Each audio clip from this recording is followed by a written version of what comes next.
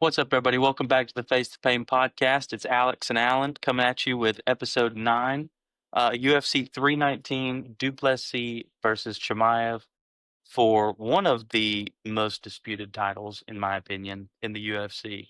Because a lot of the champions right now kind of have a lock on their weight class. Yeah, it's one of the only ones that's kind of had some turnover recently, and it's an extremely competitive weight class. A lot of guys in the top five are either former champions or like Chimaev about to attempt to become a champion. So it's one of those things where it's a great weight class. It's an exciting weight class. I've enjoyed watching Chimaev really take, I wouldn't say that he really even took strides. He hasn't changed very much from the first time that we ever saw him. But what he has done is he's refined a little bit of his skills and he's proven some things.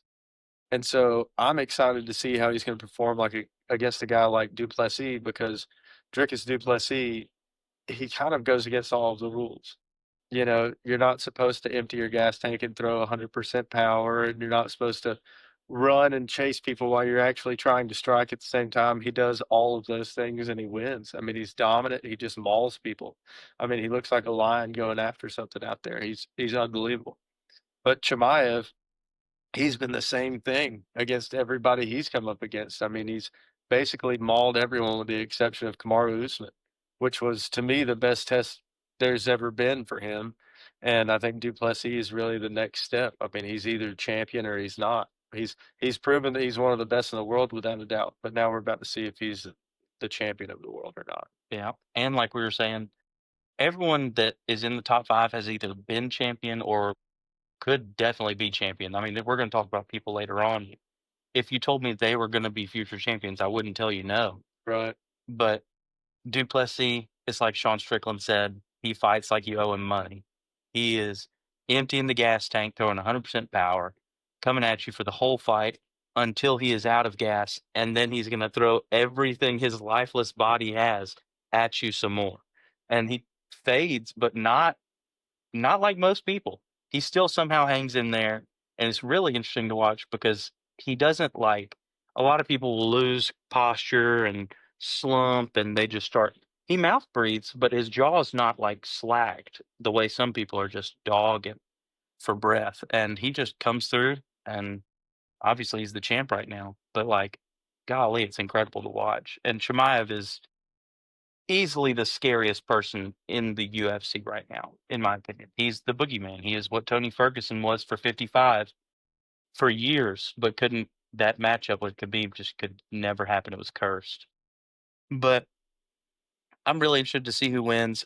I'll be honest, I have Chimaev in the fight, but that's only because Duplessis has never fought someone as good at grappling as Chimaev. Because I don't know if there is anyone as good at grappling as Chimaev in the UFC.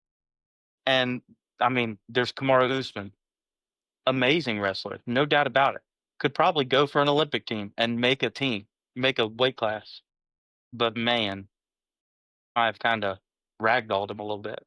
And it was a good fight, but golly, he just made him look not like Kamaru Usman. Now I'm glad Kamaru bounced back and got his win in Atlanta. Just it's really hard to bet against him at 14-0.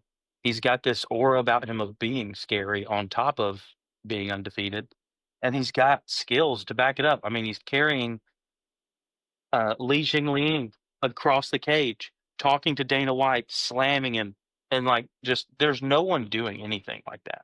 There's nobody, and it's so amazing to watch, but it is scary for Duplessis because I do like him. He is kind of cool, but he's also kind of toxic and cringe with some other people. But so be it. I mean, he's playing a character 100%.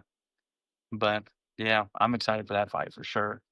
And if Chimaev doesn't beat Duplessis, then who beats Duplessis? You know, Chimaev is to me the biggest matchup problem that you could present to Dricus. He's a kickboxer at heart. He has insane striking skill. He has grappling to back it up. Don't get me wrong; he does great. And all of the scrambles that he's been in, he's obviously done well enough to be the champion of the world. You know what I mean? Uh, but Chimaev's a little bit different. That's a little bit more. You might not be able to get back up. Now, we did watch Chimaev struggle with the takedown a few times, but I'm not sure what these guys are going to do. I don't know if Chimaev is actually going to come out and be hunting the takedown. I don't know if Dricus is going to completely say, I don't want to go to the ground at all. He might not. He's got great ground and pound, extremely powerful from the top position. So if Dricus could land in top position, I could see him being willing to go to the ground. But I don't think that he necessarily wants Chimaev top of this kind of. Yeah. I don't know if I've seen Chimaev on his back on the ground for more than like 15 seconds. I can only think of one fight where they fell. It wasn't like a takedown. But like I'll tell you right now, I probably would not want to be there just based off his top game. Imma stay away. And that's where I would be. If I was in the UFC, I would have to wrestle. And golly, I would not want to be on top of Khamzat Chimaev. He is terrifying. No, I think it's going to be a great fight. I look forward to it. I'm hoping that Chimaev is able to pull it off, but at the same time, I'm not going to be disappointed if Du Plessis wins. I think he's been a good champion overall. Like you said, everybody has their moments or whatever, but overall, he's been really cool. I've enjoyed watching him. A little bit of the instigating and stuff like you were talking about. I mean, it's good for views. He's He's from South Africa and he's a popular fighter in the UFC, and that's a very difficult thing to pull off. I would say that he may be the first person from South Africa ever that's popular in the UFC. So I've really enjoyed watching him do that. You know, I've got the rugby ties, so I'm Yeah. attached to South Africa for rugby really in general, and so I'd like to see Du Plessis go and continue to do well. I don't really see him not being at the top echelon. If he lost, then I feel like immediately I hope he goes to 205 and I hope he tears everybody up at 205 because he's got the frame and the strength. I mean, dude, he's very strong. You watch him in there and he gets a hold of people and they do not enjoy it. I think that he could move up to 205 and do really well. Chimaev, if he becomes a champion, I'd see him definitely running it for a few years, at least 2 years, I would think. He probably has three defenses, if not more, that I would say for sure he'd be able to pull off. So either way, I think this is going to determine the outlook of the division for the next at least year, if not 2 years. Yeah. I do have one question about Chimaev before Mhm. we go to the next fight. Yeah. If he becomes champion, do you think he stops fighting so frequently? He slowed down. You know, he fought ridiculously frequently when he first started. He fought like in 2 weeks, man. He fought like twice in 2 weeks or twice in 3 weeks or something like that. One at 185 and then came back and cut weight and made 170, which was unbelievable.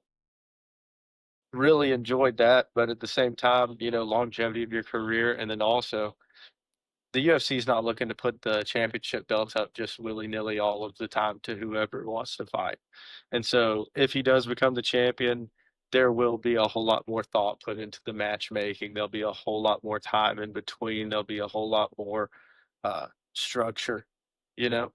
And so that would change where Duplessis is already doing that. He's already conditioned to that. So, Yeah, I think the UFC will slow him down. mhm. And then next, oh man, Aaron Pico and Lerone Murphy. Oh man. I just truly think Aaron Pico is going to come in and just wreck house. He is one of very few people that I've seen in other organizations that has talents everywhere. He is Hamzat Chimaev if Hamzat was in Bellator, Right. and he is incredible to watch. But man, he's got a real test in front of him. Number 7, I think it is, coming out. And oh my gosh, they're putting him right at the top, priming him to make a quick run at the title and possibly, I don't know if they'll give it to him in the next fight. He'll probably have one more before that, but it could be incredible because he has the stand up, the ground game in jiu-jitsu and wrestling. It's he has an endless gas tank. It's just ridiculous. Murphy's no slouch. Murphy is a dang good fighter, man, and he's put on some really good shows. I think this, like you said, I think this is going to be one heck of a test for Aaron Pico. Aaron Pico comes with all of the hype that any fighter ever could come with. He's handsome, he's jacked, he's talented at everything. I mean, you gotta hate him. You know what I mean? Yep. But Lerone Murphy is no joke, man. And I think that if Pico's able to survive, like we talked about the bright lights getting to people, if he's able to kind of stomach those bright lights, I definitely think he has the ability to compete with, if not defeat Murphy. But Murphy's been there and done that. And this is Aaron Pico's first time. And I think that when you have your first fight in the UFC, especially against a ranked opponent, that's a really tough night out. And so I would like to see Pico win. I'm picking Aaron Pico, but Murphy has home court advantage. Yeah. I know they're not showing the odds here, Mhm. but I was looking at the odds for this for like the Vegas odds. Mm. They have Aaron Pico at a crazy favorite right now. Like, I mean, he's like 1,200 as the favorite right now. I was like, oh, they really don't think great of Murphy, but he is really good. Like you said, he is one of those. The UFC's kind of teeing him up in this situation. It's not really. I mean, if he wins, it is a huge win. Obviously, if you get over on Aaron Pico, you did great. Right. But if you lose to him, you're losing all of your hype instantly, and it's just transferred. It's gone. But man, I don't know exactly what he gains, Murphy, in this scenario of moving forward past him. Are they going to give him the number 2 if he wins this, like they are Aaron Pico? I don't know, but we'll have to see. Right. That's a good question because Murphy, like you said, he's in the top 10, but how far up are they going to be willing to push him if he beats a guy like Aaron Pico? Because if he wins against Aaron Pico, it says a whole lot. You know what I mean? And at that point, he is deserving of like a number 3, number 2, number 4, contender to be able to get up there in the mix. And Pico, I agree with what you're saying. I think he'll probably have this fight and 2 more fights. And if he wins both of those fights in convincing fashion, then they're going to say straight to the big leagues, buddy. Let's have a championship fight. But we'll see what happens. Yeah, and Aaron Pico is also one of those guys who likes to fight constantly. Hmm. He will, if he became champion, the UFC would literally kill his pace of what he likes to fight at. Right. And now, oh, Geoff Neal versus Carlos Paredes. Oh man, or Prates. Oh my gosh, this has the potential to be an amazing fight. I mean, it could come out and be one of those Yoel Romero and Robert Whitaker fights where they're like just dumping the gas tank all day long. Because Geoff Neal, he can be a tactician and he will fight real smart sometimes. But whenever that person's kind of game to fight, he always pushes pace and he's willing to get in that mix and take a shot to give a shot. Even if it's to take a shot to get a takedown and he wears on you for a long time. This is going to be a huge test for Carlos. This could be his career right here, which, I mean, he's not super new into the UFC. He has Mm. the same amount of fights, or he has more fights than Geoff Neal. But, like, man, this is a moment like no other in his career so far, in my opinion. Geoff Neal is like the wonder boy, but a little higher caliber of like a gatekeeper kind of, because Geoff Neal, he's gotten chances against that super high upper echelon and kind of got knocked down. But there's no denying he is a absolute amazing fighter. 100% deserves to be in the UFC. He is part of that, like that pool that we say the best is in the UFC. Right. Like you can't pull anyone from any organization and be like, he's beating Geoff Neal for sure. Right. Geoff Neal beats probably 95% of them. He might lose one of those fights out of all the organizations going on. But man, I'm so excited for this. This and one more are my 2 picks for possible fight of the night. Yeah, I'm big on Carlos. I enjoy watching him fight. He's part of the fighting nerds. I like all those guys. I think that they all fight with conviction. They all fight like they really want to win and they want to win quick. They're not there to go to the judges. I appreciate that. Geoff Neal also not one known for going to the judges or being a slouch by any stretch. So I expect this one to have sparks. I expect this one to be fight of the night. So Yeah. I've got Carlos, but like you said, I agree to all of the same things. Geoff Neal has fought extremely well in the UFC. He's had some really, really good fights. He's been on the winning and losing end of some really, really good fights. And Carlos, right now, I feel like they're priming him to launch, and if not, this is a heat check. So Yep. we'll see. I've got Carlos in this also. I love the fighting nerds. I can't really decide how much I just ride with them 100% on emotion, or because I mean they are really good, and I have the real problem of deciphering what is my emotion saying this person's going to win versus how good they are, Right. because I do have some fighters that shoot. I love a 40 or a 55er now, Max Holloway, so much that I think he could go up and beat John Jones. I don't think so. I don't think so either, but like a small part of me's like, there's a chance. There's hope. Yeah, There's a little hope. exactly. And next on the menu, Jared Cannonier and Michael Venom Page. This is my other pick for fight of the night because both of these guys, neither one want to go to the judges. They both want to finish it in the first round if possible. And both of them have some of the craziest ways to finish fights. MVP literally dented someone's head with a knee.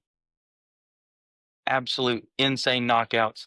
The weird punch knockout, like just he is absolutely styled on so many people and made it look so effortless.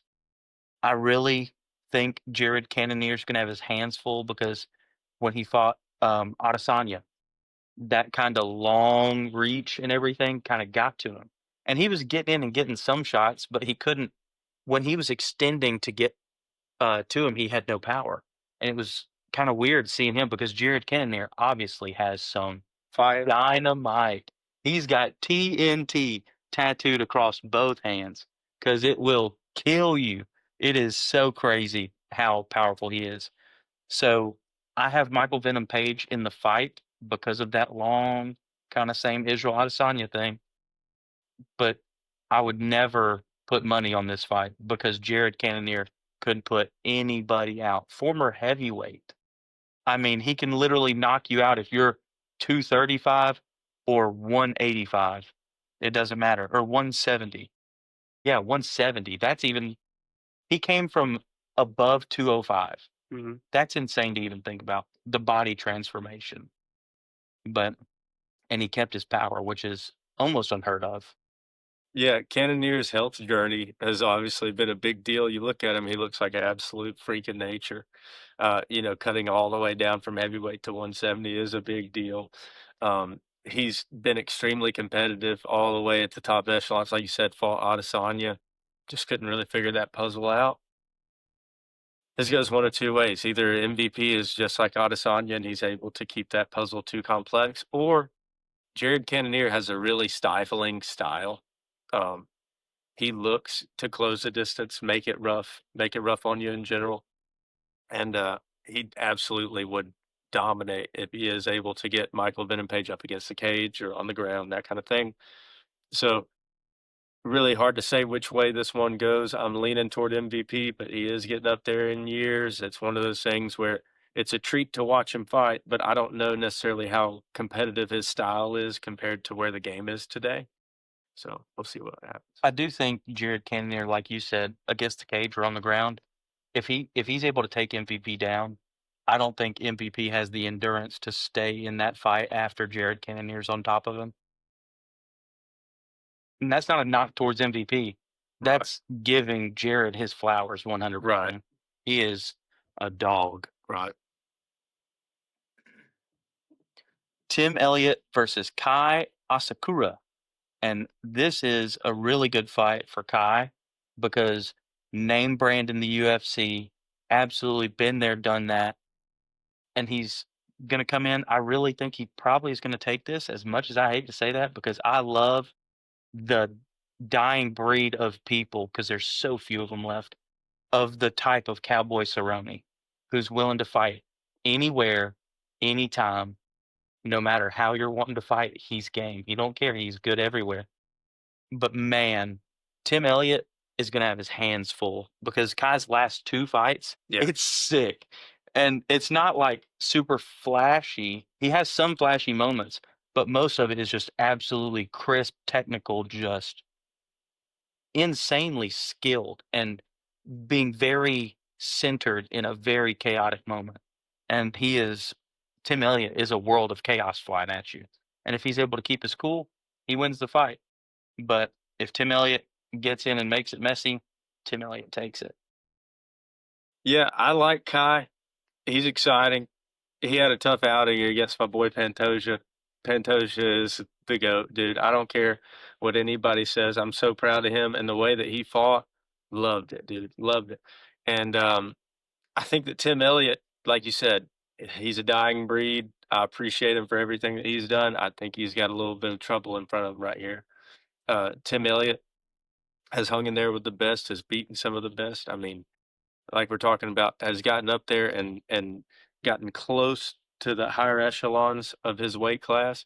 But Kai has been at the very top in multiple different divisions.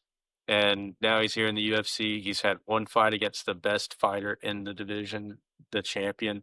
And so I think that this is made for him to get back on the right track.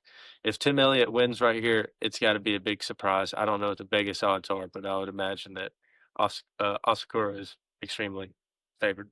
Yeah, he is. I don't know. I don't think they had the odds yet on here. No, he's another one who I looked up and the Vegas odds for. Yeah, He's, I think he's actually a bigger favorite than Aaron Pico, which is, I have a hard time betting against Tim Elliott.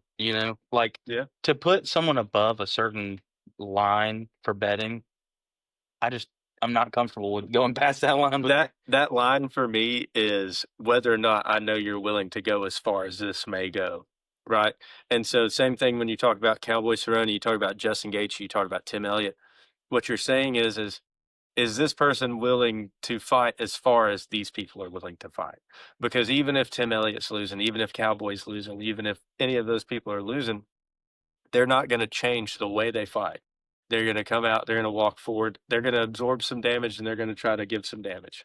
Yep. And so that's a hard, like you said, it's a hard person to bet against, but Kai, I think, probably has this one. Yeah, I think he's got the skills to get it done too, on top of just being where he's been in other organizations.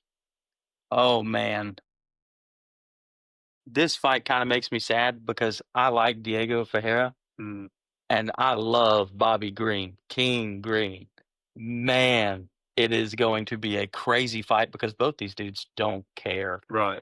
Neither one, like they care about fighting, obviously, but they just don't give anything for what you got throwing at them, and they will walk through it and punch you in the face. King Green, his last fight wasn't the greatest. Patty Pimblett got got the best of him. Patty Pimblett's in that upper echelon of that weight class, It's and Patty. yeah, and that's not really I don't hold it against him because I think Patty could beat anybody on any given day. He is that good. But man, King Green is able to fight any person at the weight class and win on any given day. And he's very few people at lightweight that you can really say that about. Besides, obviously, like the top, like retired Dustin Poirier, Gaethjes, the Holloways. Like obviously, we've known those people. If you know anything about King Green, it is that he is going to fly at you and punch you in the head, and he's not going for a judge's scorecard. Now, Diego Ferreira, he has played some fights a little closer to the vest. Like, oh, I know I'm winning. 3 minutes left in the third round. I might take my foot off the gas and we're going to go to the judges. And I didn't love those moments because it felt like almost giving up in a way. But also, I've seen him in the first and second round be throwing and they're both connecting. And he just gave up on defending because we both did. And we're pointing at the ground like Max Holloway. It's throwing time. And we want that $50,000 bonus. And I think he's gotten two of them already, which is awesome. But they are both coming off a loss, which kind of puts the fight in a weird place because one of them has to lose two in a row. I don't I don't know who I can pick in this, honestly. I'll probably go King Green just to get him back on the horse and get him fighting someone else that is also a household name that I would like to see him fight because I know it's going to be interesting, but I wouldn't say I'm picking that based off their skills. Yeah, I've got King Green as well, 100% with my heart. I love watching him fight. I love his ability to be resilient and continue on and continue to say, you know what, I am still bad and I'm still willing to get out here in the middle of this octagon and fight with anybody, like you said. And that's why I'm pulling for him. Like you said, I understand that probably Diego is the favorite in this scenario. Diego probably has a whole lot more to gain from winning. Um, like we've talked about with Bobby Green, maybe isn't necessarily going to take a shot at the championship anytime soon, but I pay money to tune in to him fight. You see what I'm saying? Oh yeah, It doesn't matter. I don't care if he was ranked number 20, number 50, or number 5. It makes no difference. I'm going to watch. And so I always pay a massive amount of respect to fighters like that that are able to, number one, leave it all out there on the line and come out on top. But number two, when you do come out on that bottom, you don't sit around for 2 years and feel sorry for yourself or think, you know what, maybe I never should do this again. He says, no, it's another one. That's what the fight business is. He's a fighter and he does great at it. And that's why I'll continue to support him. So 100%. I agree. So we both got King Green in that one. Oh man, Gerald Meerschaert versus Michal Oleksiejczuk. Man, this is really not a great fight for Gerald Meerschaert. And I say that because I just don't know how much he has left in the tank after watching him lose. Is it 2 or 3 in a row now? it's both of you. But man, I do love watching Gerald Meerschaert fight. But I think Michael's just got the skills to really put some damage on quick. And in Gerald's last 2 or 3 fights, he hasn't done great with damage coming on quick. He wants to start slowing the feel out and all that. And he's okay with going to the ground all day long. That's where he wants it. But man, I just really don't think he's going to be diving on takedowns like he used to. That really hurts my heart. Yeah, I agree. I enjoy watching him fight. I think that he's a great fighter, and it's been really fun to watch him fight in the UFC for a long time. But I do think that old Michael O, this is probably his chance to really put a good feather in his cap and kind of announce himself, you know. And so I'm rolling with him just based on, like you're saying, I haven't really seen anything from Meerschaert that has convinced me otherwise, Yep. unfortunately. And it sucks, but it happens to every fighter eventually. They start getting older. They start either game planning a little more reserved, or I don't know exactly what all goes into that, but it's definitely something that has to play into it because it literally happens to every single fighter. Oh, well, you're gonna pass your physical prime no matter what at some point. And then your mental prime may be able to keep you in there for a while, but as you may become stronger tactically, people are becoming stronger physically. So you have to be able to balance that out. And then on top of that, he wasn't a physical person in the beginning. Not that he's not extremely strong and all those types of things, but his game wasn't based on being a bully. It was based on technicality. So I feel like people that have a skill set that is focused on technicality, as soon as they lose the speed advantage and the age advantage, a lot of times they have a little bit harder time. So That makes sense. Jessica Andrade versus Lupi Godinez, Godinez. you're welcome. Thank you. I forgot how we said her last name. I watched her last fight. We were all up at the house, and golly, Jessica Andrade coming off a loss. She's kind of like Bobby Green in the same sense of I can't count her out of any fight. She is one of the scariest women to fight. And I like you don't talk about paying money to fight Right. or to watch fights. I will pay money to watch her fight every day of the week. And Loopy, oh my goodness, she's a dog too. That's I don't know. I don't think I'm going to pick this fight actually because I really just think they're both that good. Yeah. I mean, they're both dogs. I can't pick it. I just literally tried to on the spot. I can't. Yeah, Andrade, obviously, she slammed Rose on her face and knocked her out, which was insane. One of the most Most exciting for the longest period of time, probably women's fighters in the history of the UFC. Been involved in nothing but stellar performances, good or bad. Loopy, like you're talking about, this is Loopy's chance to go, okay, I'm ready. I'm ready for the title contention now at this point because Jessica Andrade, obviously former champion, unbelievable career, both talented, obviously in the stand-up game and on the ground. Probably the most powerful person that Loopy will ever fight in her life.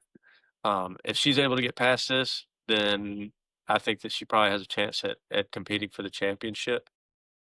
I'm gonna go with Loopy on this just because of like what we were talking about with Meerschaert. I'm not really sure. I'm not really sure how much longer Jessica Andrade has at the top. She's done really good and she's been able to hang out. She's been able to hang in there for a long time, but we have seen her falter a little bit recently. I'd like to see her win, but I think that Loopy most likely has the better chance at winning. Yeah, I agree. I think I don't want to say young up and comer because she's not like 22, I don't Mhm. think. But man, Jessica has been through war. It's really like, and that's what makes me pick 4 people. And I don't know if that's a good or a bad thing. Right. How much treads left on the tires? It's kind of like one of my favorite fighters right now, Robert Whitaker. Mhm. It's just hard to pick against him because I've seen what he's done. Right. It's not looking great for future endeavors, but he sure was awesome when he was on the top, you know? Exactly. All right. Ben Askren's son, Chase Hooper versus Alex Hernandez. I love both these fighters. I love watching them both.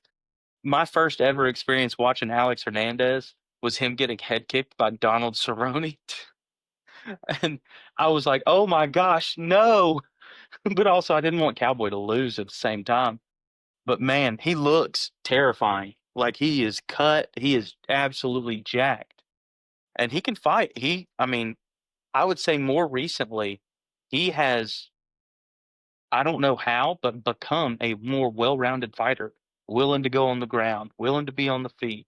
Just wherever the fight's kind of taking him, wherever he can feel an advantage out, he's kind of diving on it and getting better at finding those things and diving on it to win. But Chase Hooper, absolute dog. He doesn't fight as often as I would want him to, but man, I do love watching him fight. Just super long, lanky. I mean, it's just super fun. He is always a fun watch. I'm glad he's opening the main card because he does deserve a spot like that.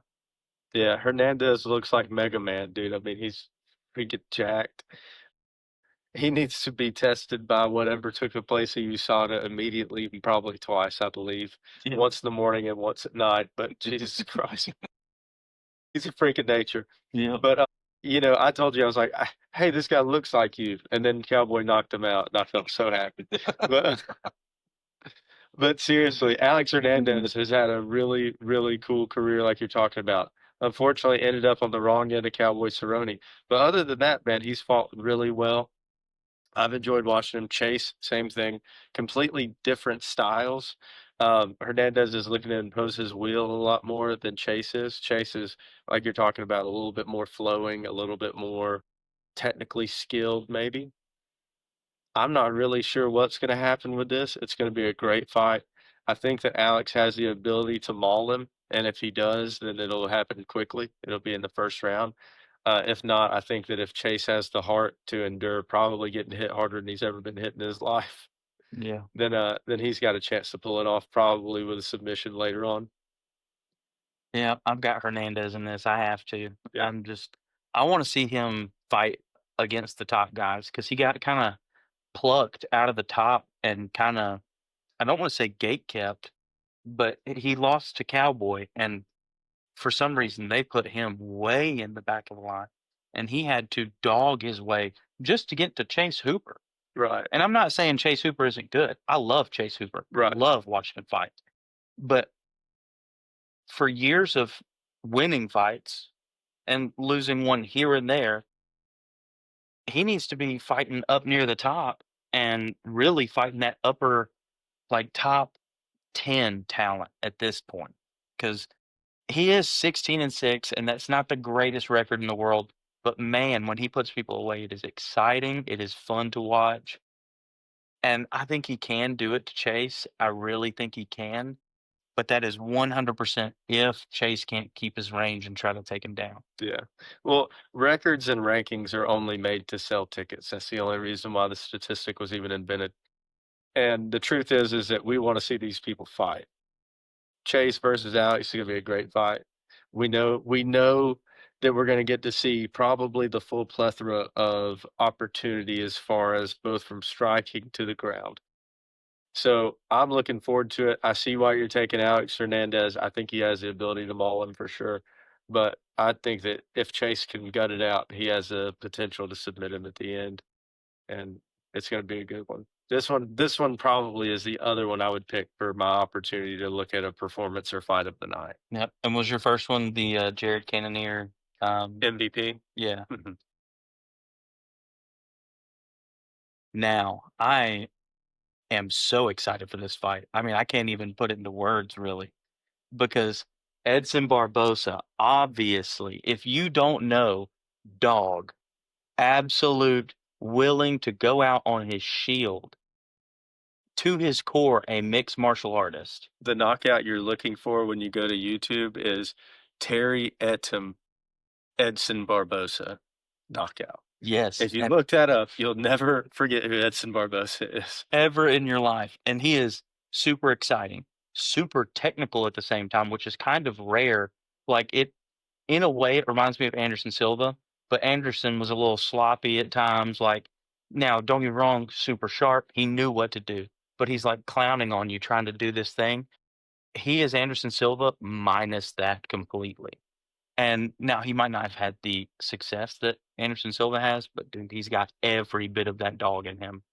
And Drakkar Close, he's a dog. I don't even know how they're going to fight because Edson throws kicks, Drakkar throws overhand rights that nuke your face.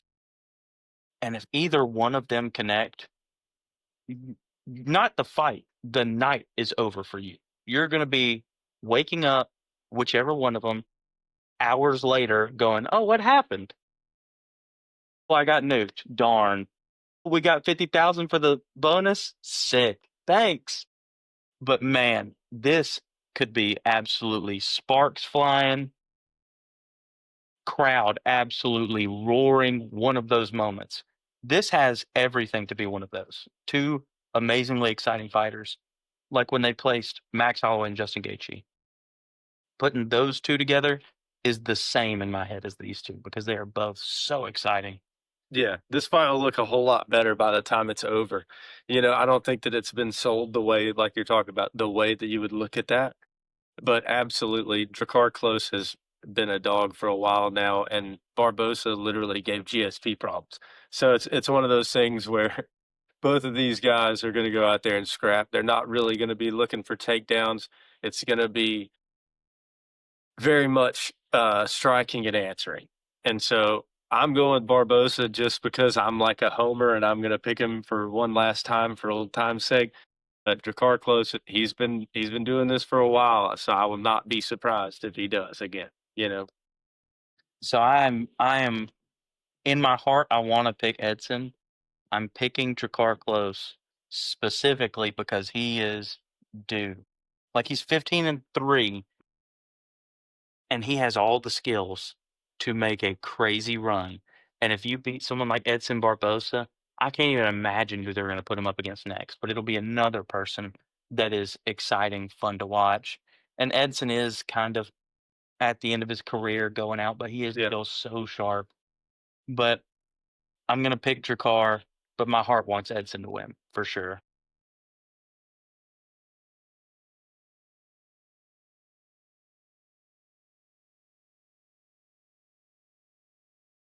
You got this one. All right. Brian Battle versus Grown Up Hasbullah. I'm going to try it. Let's see. Nursultan Ruzibov. Yep, that's pretty close. Nursultan Ruzibov Yep. versus Brian Battle. And Go ahead. You go with it. I have seen Brian Battle be in some crazy looking fights that you they were awkward is the best way to say it. And he comes out on top in those situations. And he also has had some really clean looking fights where start to finish, very technical, very pushing pace at sometimes. Now he's kind of game to play it however you're willing to and just take whatever you give. But man, growing up Hasbullah, he is a dog, and I really don't think Brian Battle is going to be able to tame what is going on there because he has beat some really good talent already for being early in the UFC, but absolutely looked flawless doing it. That's the best way to say it.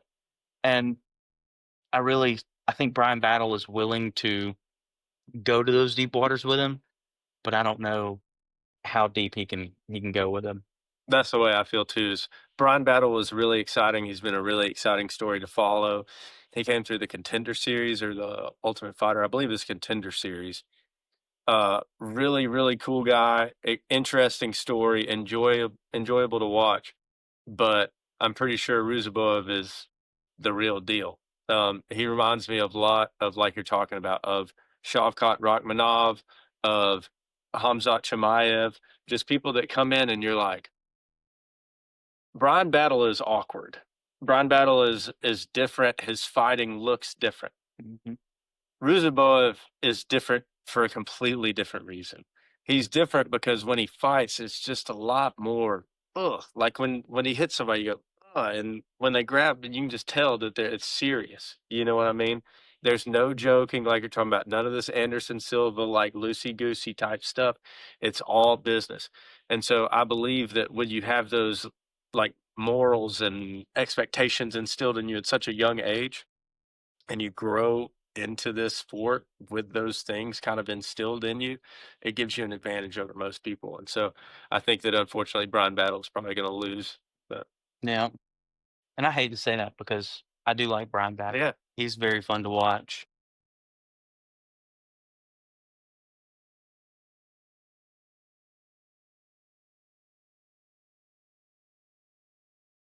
They don't even have a fighter page. see if you can pop it up.